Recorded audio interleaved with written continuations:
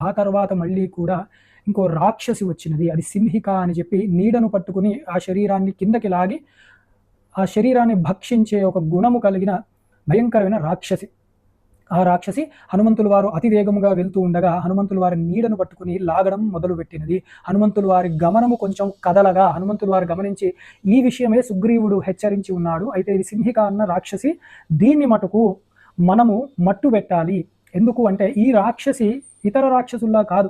ఇది సమూలముగా కార్యానికి విఘ్నము. మనము కూడా ఏదైనా పనులు చేస్తూ ఉంటే దురలవాట్లు, దుర్వ్యసనాలు, చెడు మార్గములు ఇవన్నీ కూడా కొన్ని ఎదురొస్తూ ఉంటాయి అనేక రూపములలో. మనం వాటిని జోలికి పోతే మనము కూడా కిందకి లాగబడుతూ ఉంటాము.